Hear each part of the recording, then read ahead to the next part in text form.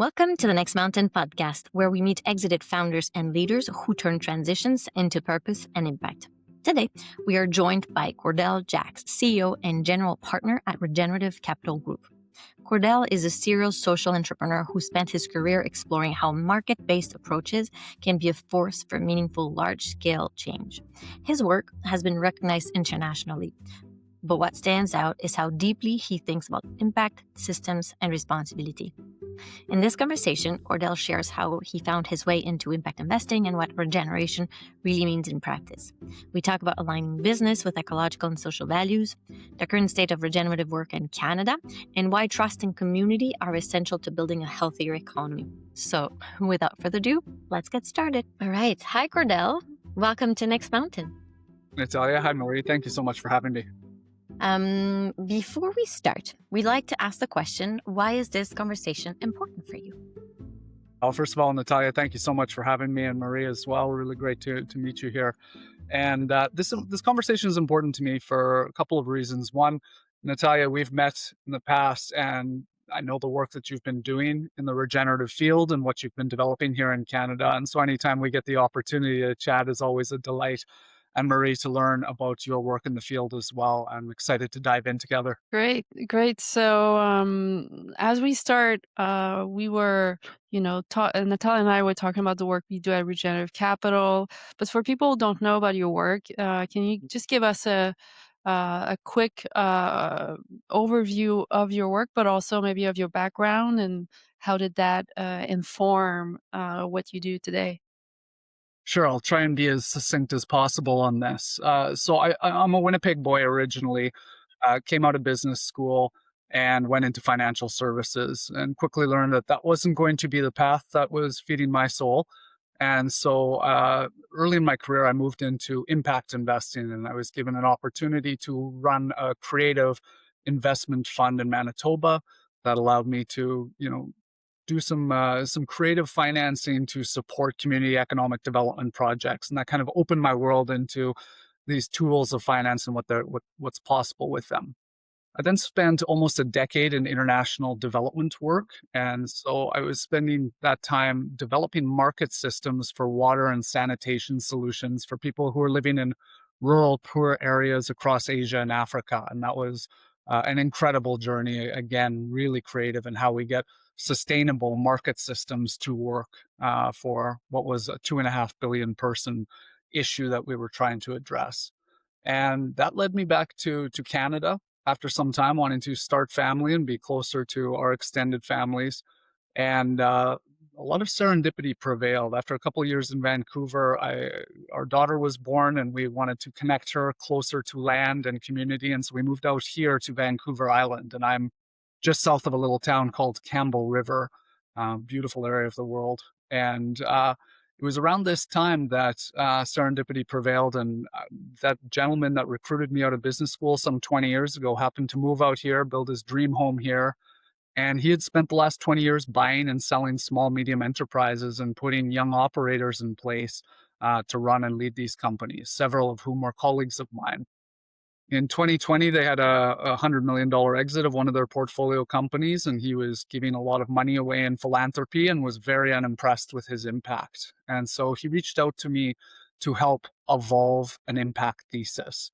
And after a bit of a discovery phase, we recognized that, hey, what you've been doing the last 20 years and buying small, medium enterprises across a variety of sectors, our neighbors to the south of us in the US have been training their entrepreneurs at most of their Ivy League business schools in this alternative form of entrepreneurship known as ETA, or entrepreneurship through acquisition. And there'd been an incredible asset class known as search funds that had come around this. And really, there was an opportunity to use this asset class and this wisdom and experience that we had to ultimately evolve towards greater impact. And that began the question for us of, what does greater impact look like? Do we SDG, Sustainable Development Goal, align these businesses? Do we B Corp these businesses as we acquire them?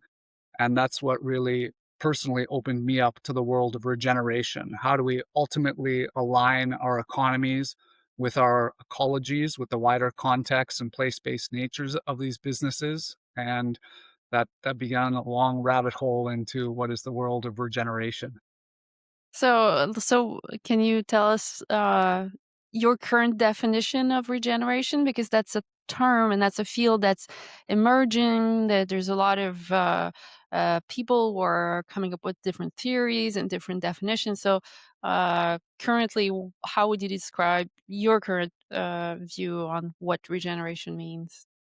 Yeah, geez, it's a hard question to put into a soundbite, and that's part of the issue with regeneration. As you both know, anytime we try and distill it into a couple of words or phrases, we kind of come back to the issue, which is we're commodifying something. We're putting it into a box, and living systems don't fit well, obviously, into boxes. But my shot in explaining that, and to where I've come from in the last couple of years in my own regenerative development, is that we're really looking at essence connections. And what I mean when I say that is we're trying to connect the essence of individuals. And when I say the essence of an individual, I mean the unique 4.5 billion year journey of your DNA evolving to the unique snowflake that you are, and not your parents' enculturation, not your schooling or wider enculturation, but who are you uniquely? What are you here to do? What's your curriculum in this life? How do we connect that to the essence of a business or an organization or a project platform? How do those two coalesce and collide? And then how do we connect that to an essence of place? Every every place has a unique essence, whether that be a bioregion or a community. And when we start to align those three things of individuals, organizations, and place, you start to get this incredible potential. And that's the maybe the last piece I'll say is, whereas a lot of the work that I've focused on, and I think many of us in the impact investing sphere have focused on solving problems, it's a completely different shift in mindset in not solving problems, because problems will never end. It's really looking at what's the potential to be nourished here. How do we ultimately support, the flourishing of these individuals, organizations, and places that support mutual reciprocity, mutual growth, mutual flourishing in what we do. And so that's very high level as to how I see a regenerative approach to our work taking place. Hmm. Pe- I'm going to try out. I've lowered my volume a little bit, so I'm going to try it out and you tell me if it's okay. Um, so many threads to pull. And I love your description, Cordell. It's evolved and I really like its depth and its, inclusivity. Um, I wonder, right now in Canada, what do you see? What do you see in the field of regeneration? What's happening? What's hard? What's exciting? Yeah, so 2 points, and maybe this harkens back to your last question. One, regeneration is in a zeitgeist moment. There's a lot of buzz around this term, and ultimately, there's a lot of opportunity with that, and a lot of potential issue with that. Regeneration is not just an add-on to what has been the evolution of our use of business as a force for good. It's not CSR, it's not ESG, it's not B Corp, it's not SDG alignment, it's none of those things. It's truly a different paradigm in how we approach the issues that we're trying to work with. And that paradigm shift is important because, like the old Einstein quote, you can't solve today's problems with the same mindset that got you into them. It's really taking a very different approach and a very deeply personal approach to the work, and seeing that how much of what we've been taught and what we've come accustomed to is still rooted in a modern society viewpoint, whether that be scientific, rational, a story of separation that's very analytical, that we can control for variables. All of these things have been important aspects of what we're doing, but it's a paradigm that's come to, I think, its fruition in terms of scaffolding to where we want to get to. We need to look at wider systems and their connections. And so the opportunity right now is there's a growing awareness. Despite $2 trillion in global impact investing, we're not seeing catalytic systemic change. And it's not about more dollars. We can double that. We can 10x that. If we don't change the underlying approach in how we nurture potential, then we're going to get sucked back into the void of what's happening. So I think there's a real appetite for learning a different way of doing things, doing impact, I'll put in quotes. Um, but as well, I would say from the Regenerative Capital Group standpoint, we're also extremely excited by the macro context of what's happening in the economy. And for us, that's looking at the silver tsunami, this next decade of baby boomer generation business owners and founders who are retiring, 91% of whom do not have a succession plan for the business. And this is the largest component of our economy. So we've got this huge piece of our economy at an inflection point of change, massive change, because it's going to be ownership change. These are small, medium enterprises. So it means they're very malleable, they're very adaptable, as opposed to large corporations that, it's tough for a leopard to shed its spots and, what's made it successful. They're very adaptable to evolving to a new approach. And so if we can use this next decade to leverage the greatest part of our economy with the most interest in a pivotal inflection point to evolve what can be a regenerative approach to value creation, then we've got all the tools we need to create that more beautiful world. It's interesting, the conjunction of those two worlds, like regenerative investing and a regenerative approach to business. And there's been this movement of entrepreneurs talking about this opportunity that you mentioned, that all of these small and medium businesses, service businesses and that kind of thing. And what I've seen and heard a lot online, and, I have a background in marketing. So there's a lot of like these entrepreneur marketing types who see this, but they're really seeing as an extractive opportunity, which is like, okay, well, you got these service businesses, they're like electrician and plumbers and etc. And you're gonna go in there, you're gonna make a deal with the owner, and then you're gonna apply, you're gonna have KPIs, and then you're gonna, streamline the digitize the business, put in, do some paid ads, Do a and few roll ups. do a few roll ups, etc. And you're gonna grow that, and they see it as, but it's still the same mindset of like all the extracting a P&L out of out of the situation. So I'm just curious to hear, like in practice, how do you approach these opportunities? Like, how does that look like to approach these opportunities in a regenerative manner? Yeah, it's a really important question. And the business as usual approach is an extractive approach. I mean, most of our economy is quite extractive, whether that's in literal environmental extraction or human extraction. And a lot of folks, when they hear of our fund, they hear of, oh, you guys are an impact search fund. You're using this asset class model of putting young entrepreneurs in these proven cash flow positive businesses and growing them. And we know that's had incredible returns.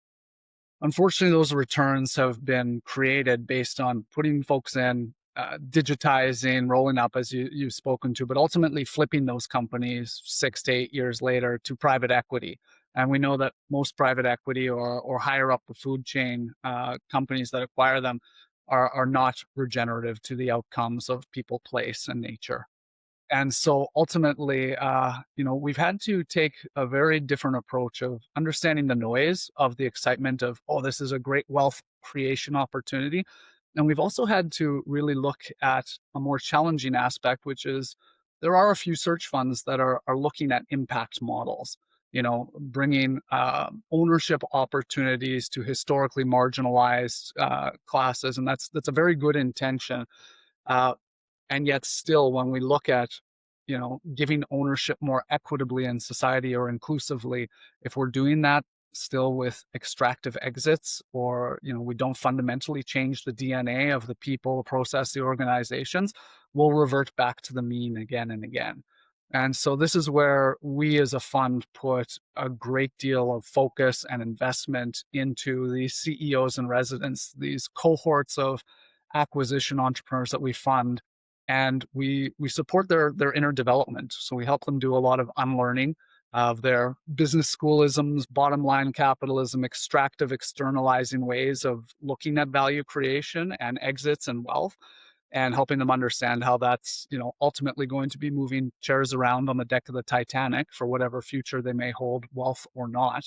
And then ultimately bringing in a lot of regenerative development. So understanding what living systems principles are. What are those principles that at the core of, the evolution of our universe and Earth here have demonstrated to us what increasingly adaptive, resilient, interdependent ecosystems look like, so that they can continue to evolve and thrive and work in symbiotic natures. And when we start to really understand it and put those principles into place with these entrepreneurs who go on to lead these organizations and then positively infect the stakeholder ecosystems they inherit with these similar mindsets, and then we can also ultimately take what are traditional old economy businesses, HVAC companies and compressor businesses and these very unsexy businesses, and start to regenerate them. And ultimately, I think that's the work at hand right now. We wholesale need to evolve and regenerate our economy. And so it's not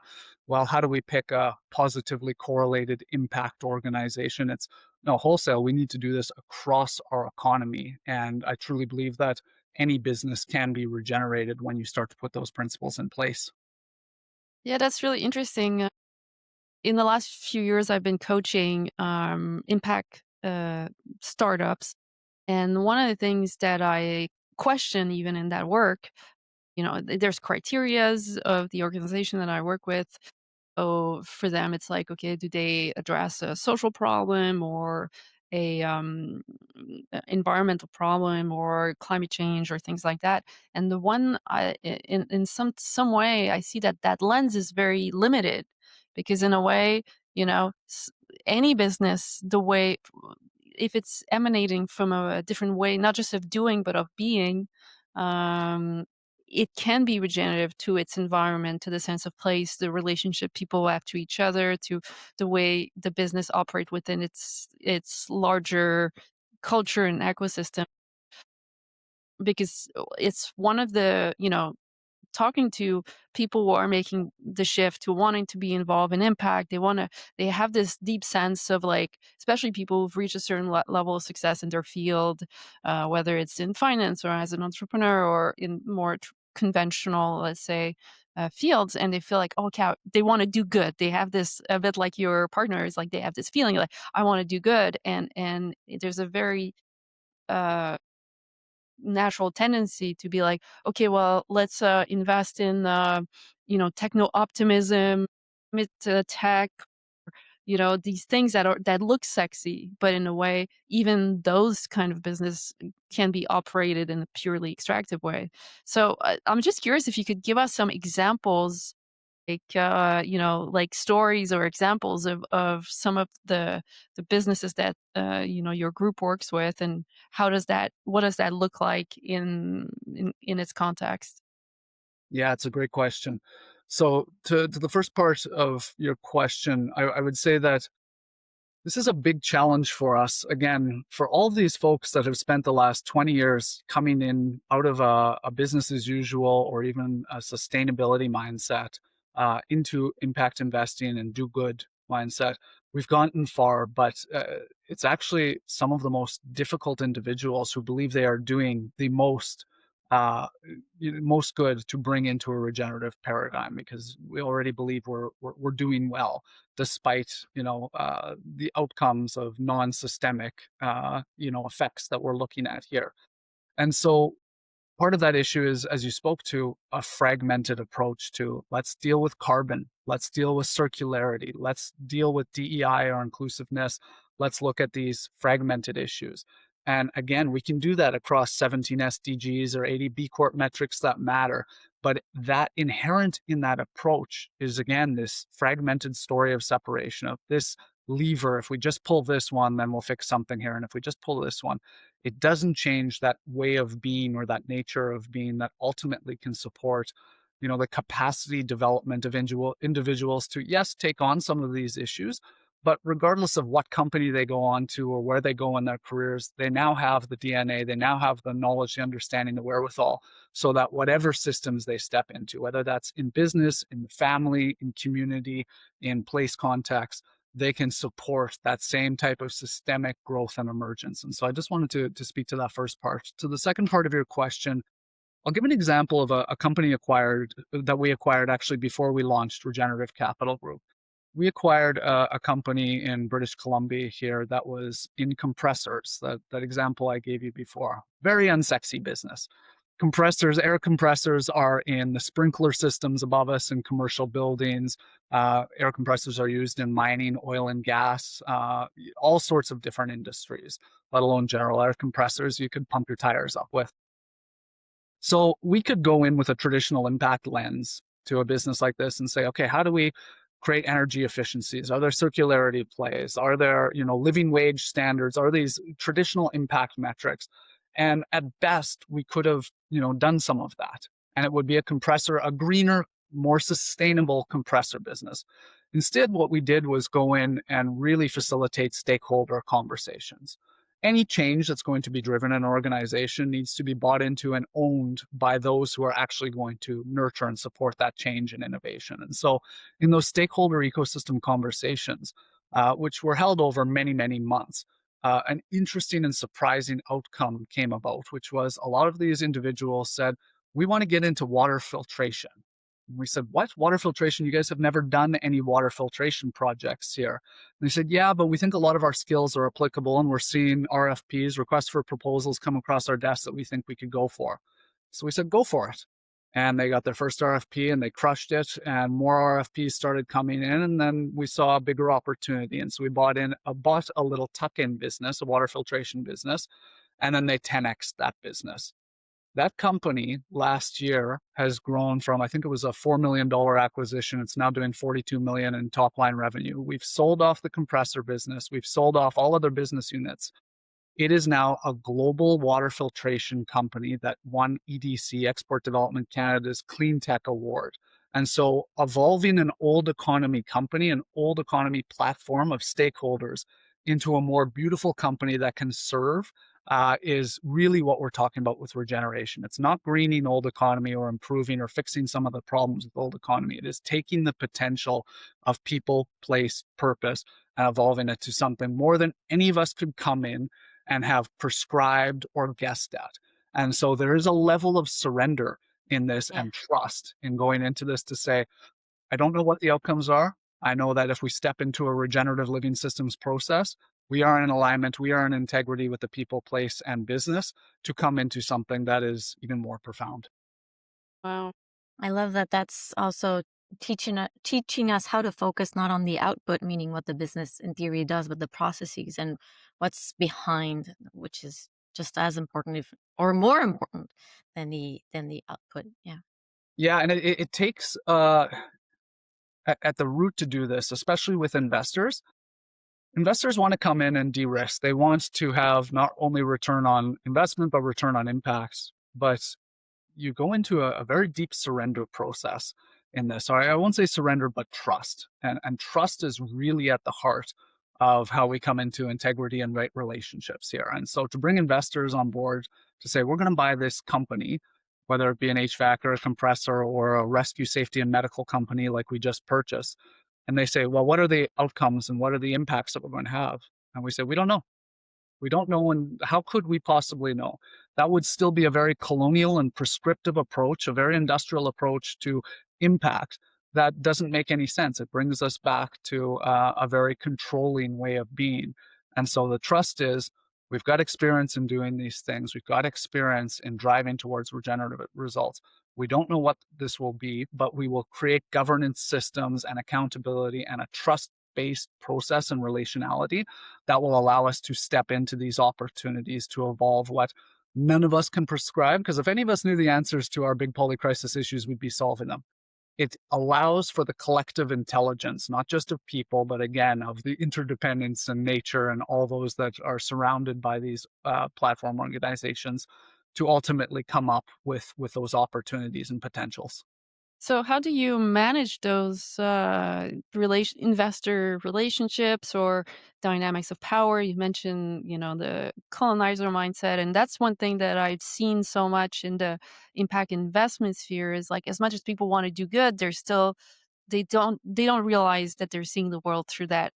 It's like through a lens of scarcity and fear, and there's, and everybody's in between someone else's, requirements. So how do you manage those relationships? Are you Is it based on, well, I have this track record, or how do you create this trust so that, a bigger investor invest in your funds? Like, how does that look like?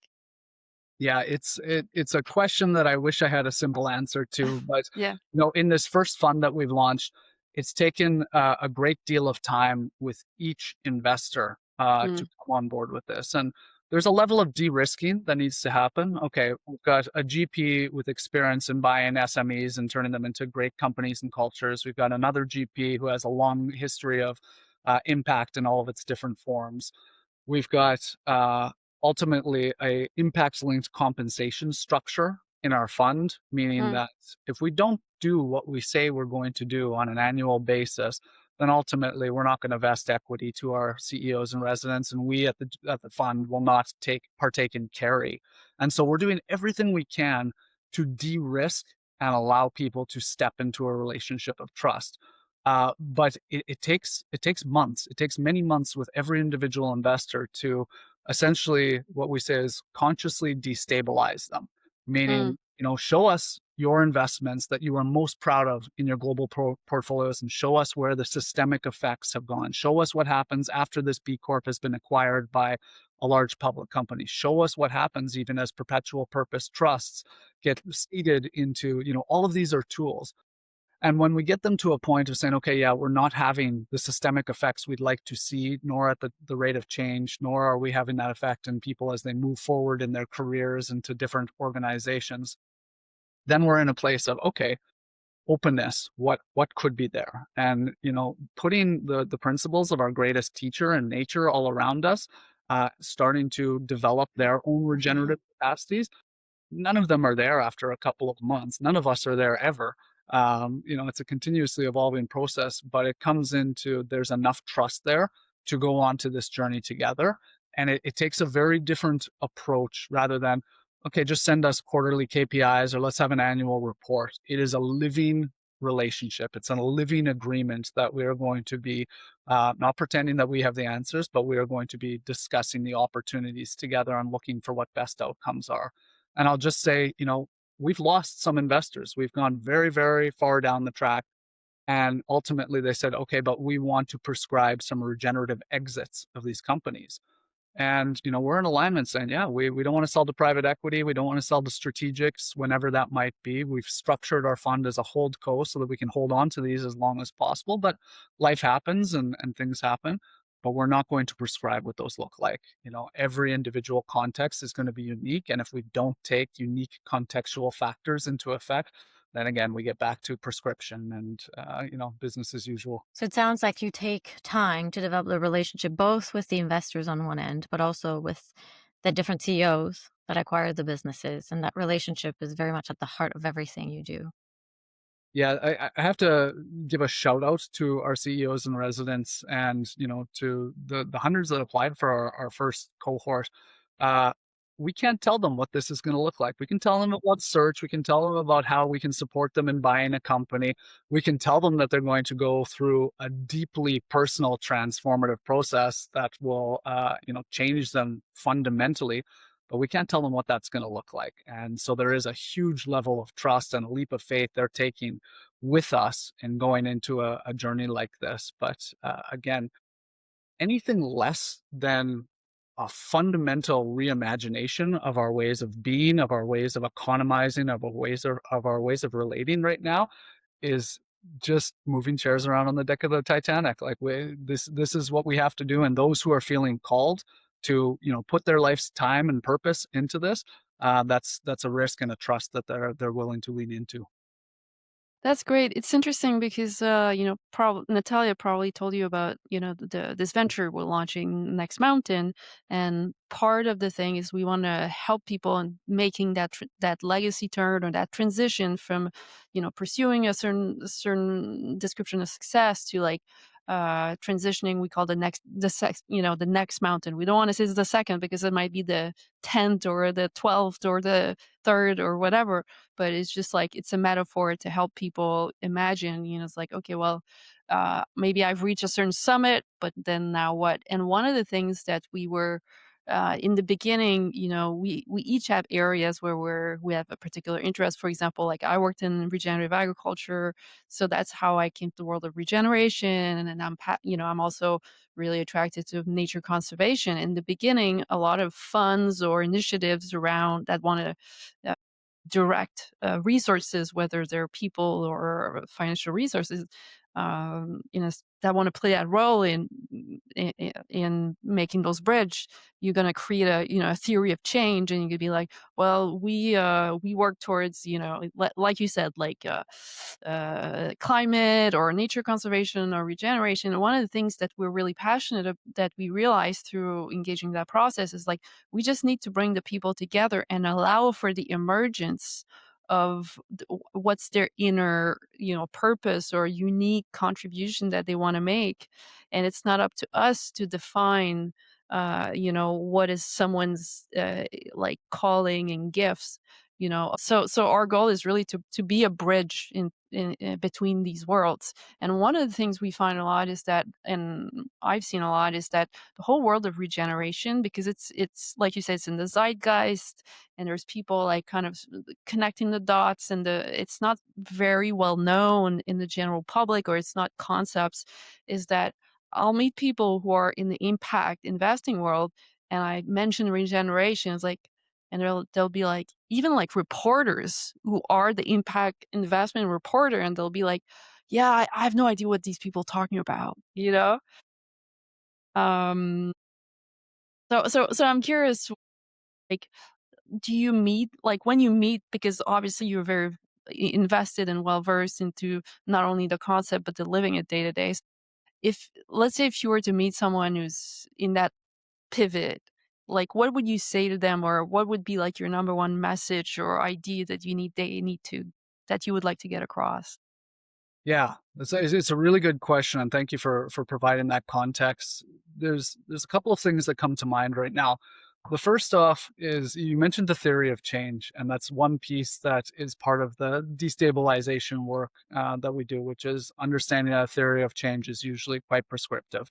We with the funds or we with the resources come in and believe we have the best ideas for these types of outcomes. Now, there's lots of variations on that, but inherent in that model are some challenges. And so, really getting to uh, an underlying understanding of where there's challenges here and where there are opportunities to evolve beyond it is important. I would say as well, just to give credit to, a lot of impact investors who have weariness around regeneration. Like they've seen it.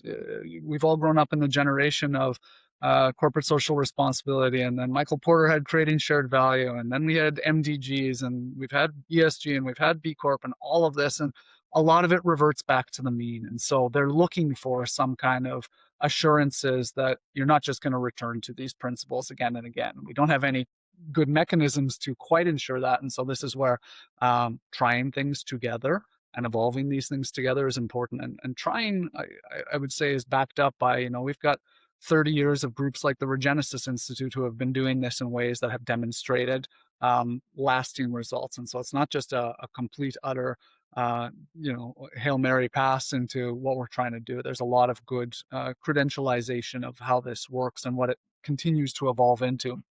I'd say as it relates to a next mountain, this is, I love how you're framing this question, because all of us will go through career pivots, lifestyle changes, life cycles. And where I sit with this right now, and where I've learned so much from a regenerative approach, is again, really understanding what is unique to Cordell. And, I would say 5 years ago, I would have said, and I never say this right, ikigai, the Japanese four concentric circles, what you're good at, what you can get paid for, what you love, and what the world needs. That's a good way to start honing in on that. But there's some deeper work there, which is really understanding what's yours and what's not yours. We Mhm. are so programmed by our schooling, again, our parents, the history of lineage, all sorts of things, that so many of our patterns need to be deeply sat with and understood. We are, our minds have been colonized so deeply by an industrial approach that doing the deep work and going, okay, why am I feeling this need to step into this career path? What's driving those motivations? Where is that will coming from? in terms of where I want to go, and just sitting with that. And that takes time. And so for those looking at a big pivot, I always share the same thing with friends who are thinking about, a career move or taking a sabbatical. One, take it. When you're in a big lifestyle change, give yourself space. Don't just jump from one branch to another. Take it. Do the deep question. It's hard. It's painful. It's grueling personal work.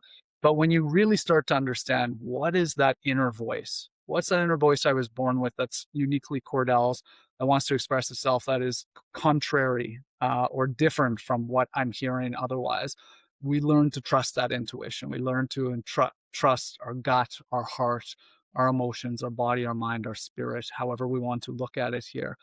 And then you got to go for it. And there's a bit of a binaryism for me of, is this enlivening or is this deadening? And when it's enlivening, regardless of how hard it is, you'll overcome any obstacle or setback because you are so deeply connected to your essence, to your purpose. And then when you can find context, community that feels the same.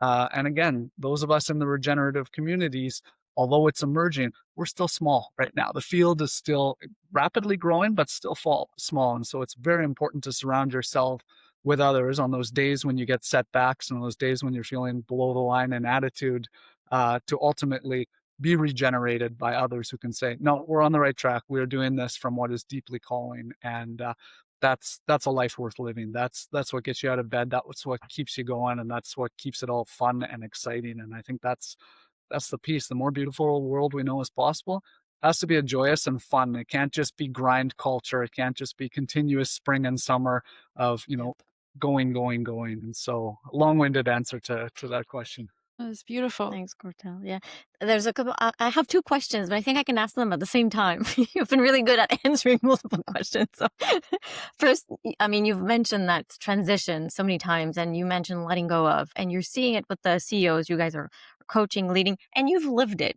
I'm sure you have also, Cordell, right? So, what are the things? A few examples of things maybe you've had to let go of. Like what few things that were from the old story. What is from the new story, and maybe I just want to add my second question is something I get asked quite often, which is, but this takes so much time and building trust, and do we have time? Often I actually answer with an example inspired by something you made me live. I experienced when I went to the first cohort, so you hosted it, right? And you received the CEOs in residence. And we were a group of people that didn't know each other at all. We get together into a circle. We sit in chairs.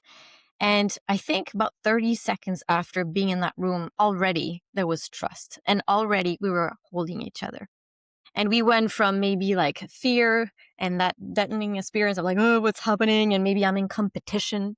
Maybe there's scarcity in this room, to immediately, like 30 seconds after a few words and of you being in that room a certain way, to we're here together, we're here for each other, there's abundance, and there's so much potential.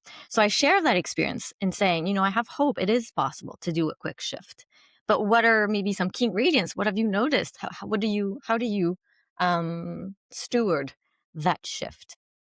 Yeah, thank you. And thank you for the kind words, Natalia.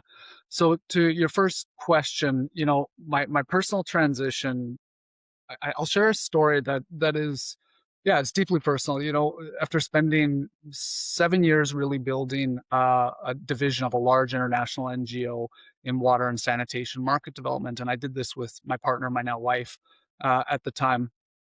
After 7 years, we had built this from a tiny little $800,000 pilot project into, we were operating in 13 countries across Asia and Africa with the World Bank and the Gates Foundation and funders from all different bilaterals and countries. And it was a resounding success. I'm very proud that we got sanitation to millions of people verifiably over those 7 years, and it's continued to grow.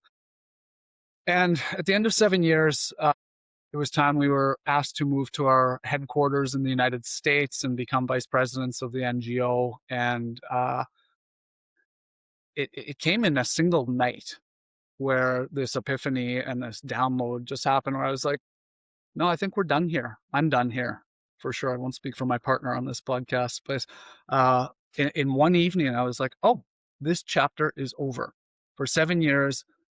We were so deeply aligned with purpose and the work that we were doing that windows and doors just kept opening and funding kept coming towards us. And then it just overnight happened, like, this chapter is over. And it was in an instant, knowing that the decision was made. It took us, I don't know, 6, 9 months to find our replacements and unwind and get out of it. But throughout that period, it was incredibly challenging. People were telling us continuously, like, what you built is, a large empire here. You're doing meaningful work. You guys getting paid well. Like, what are you doing leaving? And what are you leaving to? And I just said, I don't know, but this no longer serves. This is no amount of money, no amount of opportunity can keep me interested in going forward. And so it was just no longer enlivening. And during that time, a lot of, scale, when you're trying to deal with 2.5 billion person, sanitation issues on the planet, it was all about scale and scale and scale. And I just figured someone else can scale now. We've gotten a lot of ideas that have traction. It's time for something else, but something else is calling and I didn't know what it was. And that transition, we moved back to Canada, moved to Vancouver, and I'll say the transition was incredibly hard on me. I'd gone from running 300 person organizations and multi-tens of $1 million budgets to the first 2 years, I was the finalist candidate for 4 CEO roles in different impact organizations, and the role always went to another person. It was just never a fit. And, there were times I was questioning myself, oh, what kind of mistake have I made? I'm trying to have a family, can't get a job. Like, I can't believe all these things are happening. It wasn't easy. But I learned so much during that period. And in some of the roles that I did take on, even years after, I couldn't see it until this role that I'm in now, how much I needed to learn in some of these different aspects that were stepping stones to what very much feels like a life's work, or at least this chapter of life's work with RCG. And so it's not easy. It's not I'll find my alignment and everything will just happen. We have to death some of these life cycles. We have to hospice them in a good way. And then birthing process, although it can be quick sometimes you've got to go through a lot of groundwork to prepare yourself for a new challenge you're taking on. And so in that time of transition, again, there's nothing I can say more than, like, find yourself in communities of support. Find yourself in communities that aren't projecting onto you their own encultured patterns or career patterns. Find people that will support you in what is calling to your soul, to your essence, to whatever your purpose and connection is. And you need that resource, and you need that on those Friday afternoons when you spent another week looking for a gig and don't have, a role, and, you're just feeling utterly defeated. You need to be able to call on a community of support. And in the wider macro of what we're trying to do in regenerating economies, people, place, and planet right now, we need this small growing community of each other, because, the vortex of business as usual is strong. So yeah, I hope that answers your question, Natalia. It does. I like that saying, the vortex of business as usual. It's very strong. It swoops you in, and then you have to constantly remember to reconnect. And I like to call it honoring life that runs through you, because it is that. We don't have, it's honoring it. We don't have control over it. We can simply connect to it and That's bring beautiful. it fully. Yeah. Yeah, and Thank you. I if I can share a bit, I also had, like, 2.5 years ago, I also built a business, not at this scale, I would say, of the impact you had with your, prior endeavor, but I built a business. We were really successful, and to the eye of the world, we were, I was like, came out, built out of nothing, had visibility and impact and inspired a lot of people. We had a online school teaching, promoting the small scale agriculture and teaching people, and travel, in Europe, and, we're a big success there. But I had the same kind of feeling. So when making that decision, it was very scary. And then there's this period where and that's where I really relate. You're suddenly, like, I by myself in my little house every day. I was used to being in a team and being really busy, and having things to do, and always kind of on the go. And then suddenly, like, especially it's like winter in my little house in the country in Quebec, and and I think there's something so beautiful about, you need to unravel and even physically, like that stress and that anxiety and all of that cortisol that's like packed up in your body. And I think and you're gonna have false starts, but the ingredient is both time, but also being surrounded by people who care about you and don't need you to be that person. And the identity part, I think, is really important. So how was that for you in terms of like, you moved to a new area, like recreating that new life, like how did you go into it? Yeah, I love that you honed in on the identity aspect of it because that's the hardest part. You are who you are to your partners, people, friends, family, and so those expectations are held in many ways. Uh, I'll tell you that when we moved to Vancouver Island, the day we moved into the island, I lost my job. Contextually, and I'm going, "Oh, wow, I just moved away from Vancouver, from marketplaces. I'm in a rural community. What have I just done to my family again?" And, I had a bit of a calling. I've had a lifetime passion, of studying dream work. And one day I had a giant dream that said, "Hey, in the meantime, share some of what you've been studying for the last 25 years." And I remember being mortified by this dream. It was such a profound dream, and going out there to fly a flag and hang a banner on a dream business. And I had so much fear of like all my executive friends and finance friends and impact friends, and what's Cordell doing? He's moving to Vancouver Island, he's starting a dream business, he's like, what's going on with this guy? And I had a coach at the time who said, I am not going to work with you until you go out and put out some social media videos to say, this is what I'm up to. Call me when you've done that. And I remember being so afraid. And I put this out there and said, this is, a lifelong passion. And I feel called to share this. There's deep healing and profound wisdom that can come in understanding our dream time and working with this as ceremony. And you know who my clients were? All the executives and CEOs whose judgment I feared the most. All of them were calling me going, "Oh yeah, I've made some of my biggest decisions on dreams. Oh, I want to learn to lucid dream. I want to learn to do all this." And so in that was a shedding of identity and allowing for another identity to come in. And then within, I don't know, 6 months to a year, is when my now business partner and ex-mentor called me up and said, "Hey, dream guy, I know you're into a lot of consciousness work. We need conscious entrepreneurs. Let's go build something together." And that was the beginning of RCT. So sometimes it's deeply scary and humbling to do that work. But again, if we're going to utterly reimagine our ways of being and relating together, then I think there's a lot of shedding and new identities to bring forward. I love that. I can't believe how I can't I can imagine how freeing this must have been for you, but for the people that were, getting in touch with what you were doing, and they're like, "Oh, he's doing that, then maybe I can as well." A client of mine told me today, as I was coaching him, the way you see yourself is the way you see the world. And I thought that was really wonderful. It's almost like in freeing yourself to get into tune to what's needed, then you're letting others do the same. That's Yeah. just what you did. It's fantastic. I love it. Yeah, and there's something really insightful in what you just said there, Natalia, which is, so much of what we've been sold is this wealth equals happiness mentality of, rugged individualism and you can be anything you want and, you know, uh, capitalism the way it is. And that mentality is very much well, once you have these things, you can do these things. Once you have this money, you can do these things and then you will be happy. And it's obviously the exact opposite. Grounding yourself in the ways of being that you want to show up in as grounded, centered, happy, joyous, educating, thriving, being at the edge of your own growth, that allows you the things that you want to do, allows you the opportunities to do the things you want to do, which means you can have the life that you want to have. But it's just a very different way than at least I went to school. And I think many of us went to school or were even raised in. And so that grounding in essence is critically important. Yeah, and the way I sometimes I can express it is like, we're sold the idea that that's like you're approaching the world with this, what's in it for me and what can I get out of situation, people, business, relationship, etc. but then our true nature is really to offer our gifts, and really satisfaction and happiness comes from giving of ourselves and giving what we have to offer. And especially when it's your deepest gift, or your passion, or what's, like you said, what's unique to you.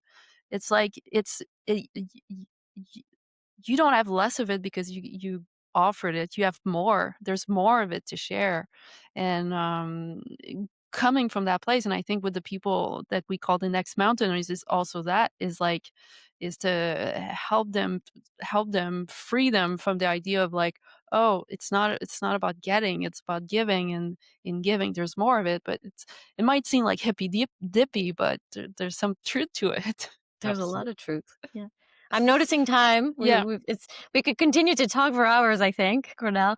Maybe just a last question. Is there anything you'd like to say to those, next mountainers, investors that want to get involved in this world? Yeah, thank you for that opportunity. I think what I'd like to share for those, ready to take on a next mountain, I'll just share my personal bias, which is I've done a lot of personal development work in my life. And, the regenerative work has been the most integral in terms of starting to align my own individuality with the opportunities and contexts that are at hand. And so for those interested in learning living systems principles, like the core of what makes up the universe and our Gaian world that we live on, I highly recommend going and filtering from the noise. There's lots of good stuff out there. I've come from a lineage of studying with the Regenesis Institute and Carol Sanford's regenerative business communities, but there are others that are out there as well. But really find opportunities to dive in. This isn't about doing regenerative finance or regenerative projects. It's about really just the way you perceive the world around you. And so that's an important piece. And to, the three different communities that we serve through Regenerative Capital Group, being our CEOs and residents, our investors, and ultimately the business owners whose legacy we're stewarding forward. If anyone wants to get in contact, please reach out to us. Our website is regenerativecapitalgroup.com. And obviously would love to speak and communicate with any values aligned partners. Great. Thank you so much. Marie and Natalia, thank you so much for having this podcast and for bringing these conversations to the fore. I look forward to a lot of connections as we feel built together. Yeah. Yes. Well, Thank you so much. Thank you It's so been much. such a pleasure. Oh my God, I could have talked for another hour, but I For sure. respectful. For sure. Let me know if there's anything else you need, and have yourselves a great one here. Yeah, you too. Bye. Have a good Bye-bye. day. Thanks. Bye, Cordell. Bye. Bye.